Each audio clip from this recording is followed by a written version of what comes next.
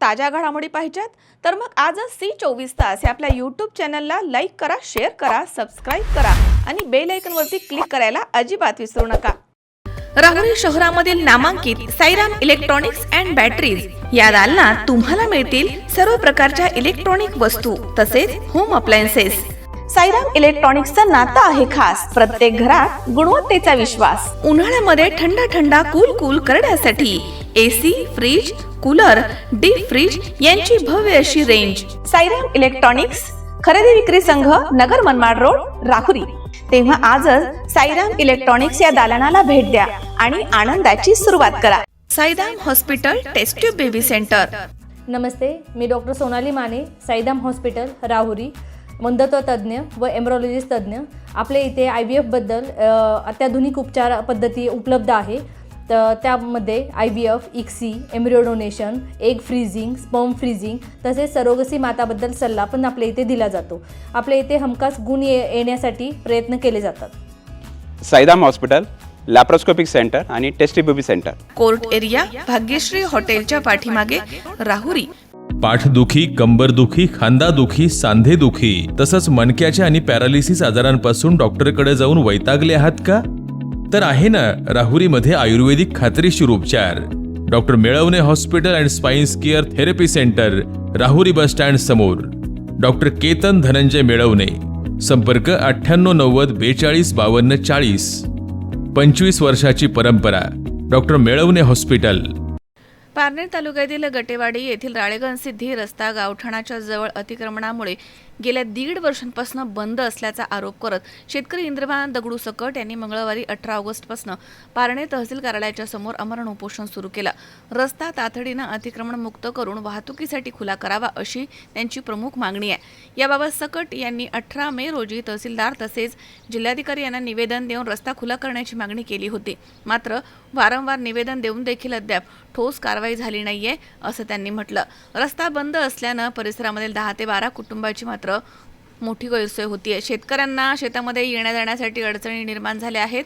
सकट यांनी 10 ऑगस्ट रोजी तहसीलदारांना दिलेल्या निवेदनामध्ये म्हटलंय की पुढील 8 दिवसामध्ये रस्ता खुला न झाल्यास 18 ऑगस्टपासून तहसील कार्यालयासमोर आमरण उपोषण करण्याचा इशारा त्यांनी दिला होता आणि त्यानुसार त्यांनी उपोषण सुरू केलं। अतिक्रमण झालेल्या ठिकाणच्या दोन्ही बाजूंच्या शेती गटांची अधिकृत मोजणी करून सरकारी रस्त्याची हद्द निश्चित करावी आणि जेवढा रस्ता सरकारी आहे तेवढा पूर्णपणे अतिक्रमण मुक्त करून खुला करावा अशी मागणी त्यांनी केली। पण हृदयविकाराचे रुग्ण असून उच्च रक्तदाबासाठी औषध उपचार सुरू असल्याचे सकट यांनी निवेदनामध्ये नमूद केलंय। उपोषणाच्या दरम्यान आपल्या जीवितास काही बरं वाईट झालं तर शासन जबाबदार राहील असा इशारा देखील त्यांनी प्रशासनाला दिला। त्यामुळे आता प्रशासन या प्रकरणी नेमकी काय भूमिका घेते याकडे देखील गटेवाडी ग्रामस्थ आणि शेतकऱ्यांचं लक्ष लागलंय। रामकृष्ण हरी, आमच्या गटेवाडी गावातील इंद्रभान दगडू सकट हे या ठिकाणी शासकीय रस्ता खुला करण्याकरता उपोषणासाठी बसले। आता जोपर्यंत गटेवाडीची पंचक्रोशी आणि संपूर्ण समाज जेव्हापासून त्यांना समजते तेव्हापासून तो रस्ता पूर्णपणे खुलाच होता। पण गेली 2 वर्षापासून जो अतिक्रमणाचा त्रास या संपूर्ण परिवाराला या ठिकाणी होतोय, त्याचबरोबर तिथे असणाऱ्या 10-15 कुटुंबाला होतोय। म्हणजे शाळेची मुलं शाळेत जाण्याकरता जर निघाले तरी सुद्धा तो रस्ता बंदच आहे। दुसरी आणि अति महत्वाची गोष्ट, आमचे परममित्र शिवराज गट या ठिकाणी उपस्थित आहे। ज्यावेळेस त्यांचे वडील आजारी पडले त्या हॉस्पिटलला नेण्याचा प्रश्न होता। म्हणजे कमीत कमी तो पेशंट गटेवाडीवरून पारनेरला येईपर्यंत ते वाचले नाही, मध्येच त्यांना त्या ठिकाणी आपलं देहावसन झालं त्यांचं आणि ते हॉस्पिटलला येईपर्यंत गतप्राण झाले। जर यदा कदाचित तो रस्ता खुला असता तर अद्यापपर्यंत ती सुद्धा घटना आपल्याला वाचवता आली असती। 62 वर्षाचं वय सकट मामांचं, त्याचबरोबर त्यांच्या गोळ्या सगळ्या असणारे टीबीचा त्रास आहे, त्यांना बायपास झाले, टीबीचा त्रास आहे, बायपास झाले।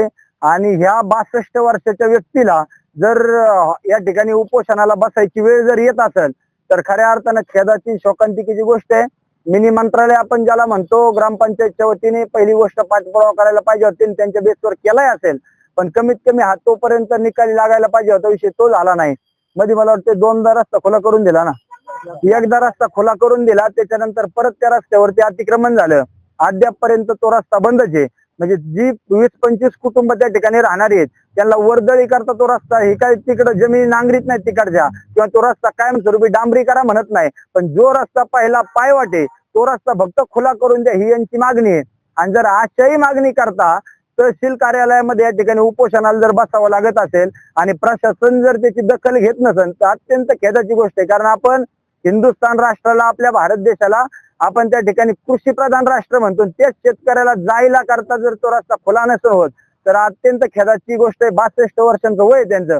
उद्या जर त्यांच्या जीवितात काही धोका जर झाला यदा कदाचित तर याची जबाबदारी कोणाची हे फक्त प्रशासनाने इथं येऊन सांगावं. आणि अत्यंत खेदाची गोष्ट, अद्यापर्यंत शासकीय कोणताच कर्मचारी इथं आला नाही, ही शोकांतिकेची गोष्ट आहे. यांच्या उपोषणाला मी व्यक्तिशः आमच्या वतीनं, महाराष्ट्रातील तमाम गोरक्षकांच्या वतीनं आणि वारकरी संप्रदायाच्या वतीने पाठिंबा देतो आणि त्यांच्या समवेत नेहमी चांगल्या कामाकरता उपस्थित राहा शब्द आपल्या समोर देतो. असा विषय, माझं नाव इंद्रभान दगडू सकट, उपोषणला बघायचे. मी आहे मातंग समाजाचा. तर आम्हाला हे शेतकऱ्यांना रस्ता येण्या जाण्याचा अजिबात मोकळा नाही. येत्यात तात्पुरतं सांगतात का परत दगड टाकीत्यात. मग त्याचं काय, कुठं नगरला 2-3 वेळा गेलो, नगरला दिले तर प्रकरण, नगरून आलो इथं प्रकरण दिले. आम्हाला कोणीच उभं करत नाही.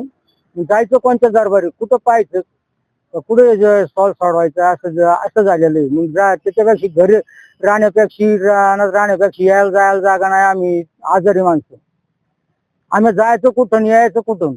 मग त्याच्यापेक्षा तिथं न मारण्यापेक्षा मग याची सरकारी दारात मिळालेलंच बरं ना.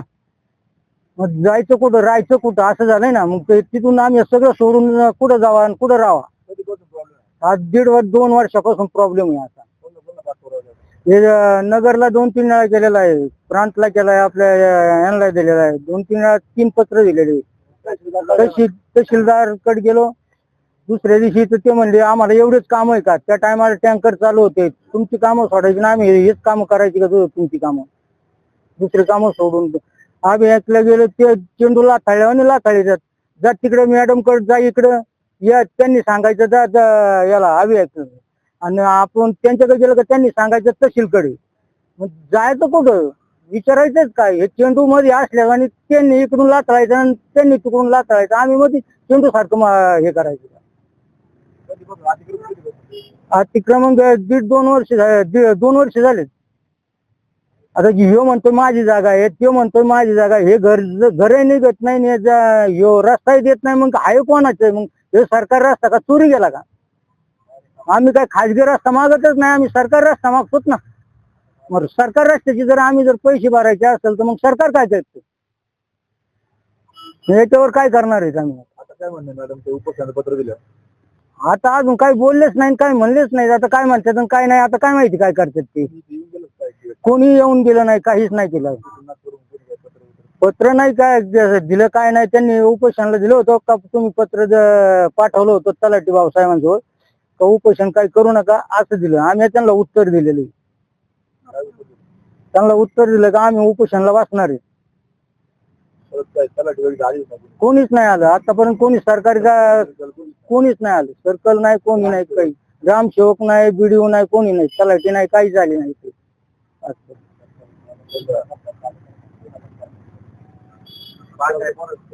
नमस्कार. आज हे कटवाडीचे शेतकरी उपोषणाला बसले आहे. आता विषय सर्व यांनी सांगितलेला आहे. आणि हे जे उपोषणाला बसले त्यांना टीबीचा आजार आहे, फुफ्फुसाचा आजार आहे. त्यांना 2 तास जरी जेवलं नाही तरी त्यांची प्रकृती ढासळते. जर उद्या यांच्या जीवाचे बरे वाईट झाले तर सर्वस्वी प्रशासन जबाबदार राहील, ही तहसीलदार जबाबदार राहील. लवकरात लवकर या शेतकऱ्यांचा प्रश्न येऊन मार्गी लावावा, अन्यथा आमचा काँग्रेस पक्ष आणि आम्ही याच्यात उतरू. नंतर होणाऱ्या परिणामात सर्वस्वी हे प्रशासन जबाबदार राहील. एवढेच बोलतो. जय हिंद, जय महाराष्ट्र. विनोद गायकवाड, C24 तास, पारनेर.